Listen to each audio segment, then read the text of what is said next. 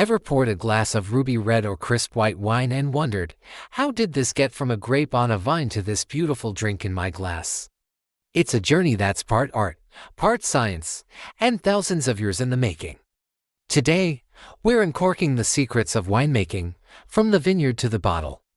Grab a glass, get comfortable, and let's dive into the fascinating world of wine. It all begins in the vineyard, and trust me, not just any grape can become wine. The first crucial step is harvesting. Winemakers are obsessed with picking grapes at the perfect moment. They're looking for the ideal balance of sugar, acid, and flavor. Pick too early, and the wine might be too tart. Pick too late, and it could be overly sweet and alcoholic. This decision is everything.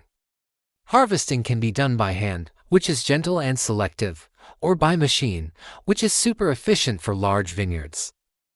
Once the grapes are picked, they're rushed to the winery. Time is of the essence because you want to prevent them from spoiling or oxidizing. At the winery, the grapes' paths diverge depending on whether they're destined to become red or white wine. Let's start with white wine. The freshly picked white grapes go straight into a press. The goal here is to gently squeeze the juice out, separating it from the skins, seeds, and stems. We only want the pure, clean juice. This is a key difference because for white wines, fermentation happens without the grape skins. This is why you can even make white wine from red grapes, a style known as blanc de noirs, which means white from blacks. Now for the reds. Red wine gets its color, a lot of its flavor, and those tannins that give it structure, directly from the grape skins. So, instead of pressing them right away, red grapes are first crushed or destemmed. This breaks the skins and releases the juice, creating a mixture called must. This must, a vibrant, pulpy mix of juice, skins, seeds, and sometimes even stems, is then transferred into a fermentation tank. This skin contact is the magic behind red wine's color and complexity. Next up is the most magical part of the process, fermentation. This is where tiny, single-celled organisms called yeast go to work. We add specific strains of yeast to the grape juice, or must, and these little guys start feasting on the natural sugars. As they eat the sugar, they produce two very important byproducts, alcohol and carbon dioxide. You can often see the fermentation in action, with bubbles rising to the surface, almost like the wine is coming to life. This process can take anywhere from a few days to a few weeks, depending on the temperature and the style of wine being made. The winemaker carefully monitors the temperature because it has a huge impact on the final flavors and aromas of the wine. For red wines, there's an extra step during fermentation. Because the skins and seeds float to the top, forming a thick cap, winemakers need to mix it all back together. This is called cap management. They might punch down the cap with a tool, or pump juice from the bottom of the tank over the top. This ensures maximum extraction of color, flavor, and tannin from the skins. It's a labor-intensive but vital process for creating a well-structured red wine. Once fermentation is complete, the new wine is finally ready to be separated from the solids. With fermentation done, the next stage is pressing, but this time for the reds. The free-run juice is drained from the tank, and the remaining mass of skins and seeds is pressed to extract every last drop of flavorful wine. This pressed wine is often richer and more tannic, and the winemaker might blend it back in with the free-run wine to add more complexity and structure. For white wines, which were already pressed before fermentation, this step is skipped. Instead, they might undergo a process called racking, where the wine is moved to a new tank, leaving behind the dead yeast cells, or lees, at the bottom. Now we enter the aging, or maturation, phase. This is where the wine develops its character and smooths out its rough edges. Think of it as the wine's teenage years. Winemakers have a few choices here. They can age the wine in stainless steel tanks, which preserves the fresh, fruity character of the grape. This is common for crisp white wines like Sauvignon Blanc or Pinot Grigio. Or, they can age it in oak barrels. Oak is a game changer. It doesn't just hold the wine, it interacts with it.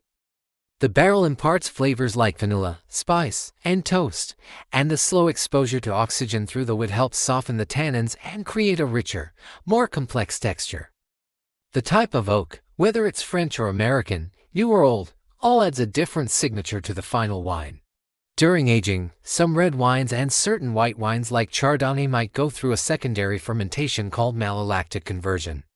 This is where a specific type of bacteria converts the sharp, tart malic acid, the kind you find in green apples, into the softer, creamier lactic acid, the kind found in milk.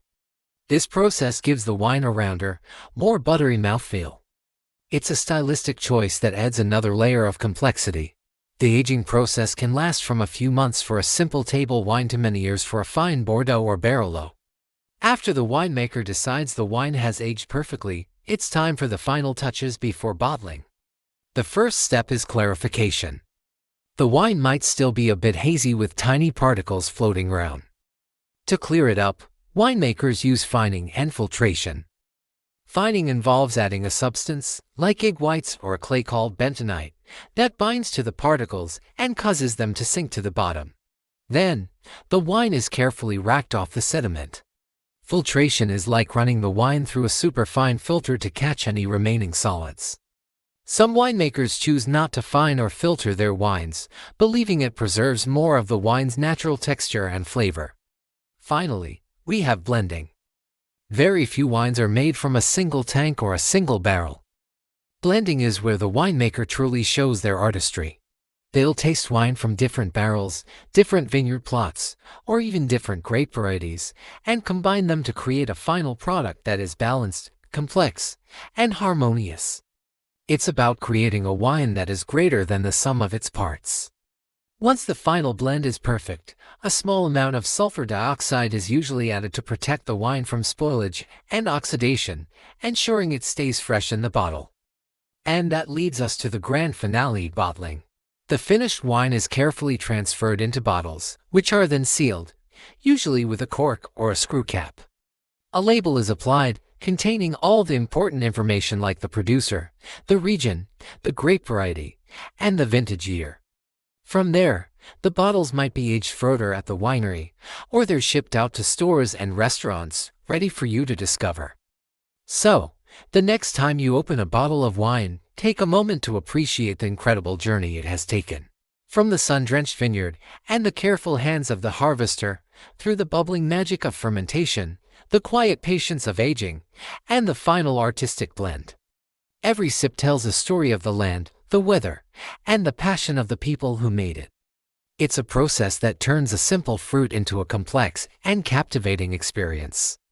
Thanks so much for joining me on this winemaking adventure. I hope you found it as fascinating as I do. If you enjoyed this video and learned something new, please hit that like button and subscribe to the channel for more deep dives into the world of food and drink. And I'd love to know, what's your favorite type of wine?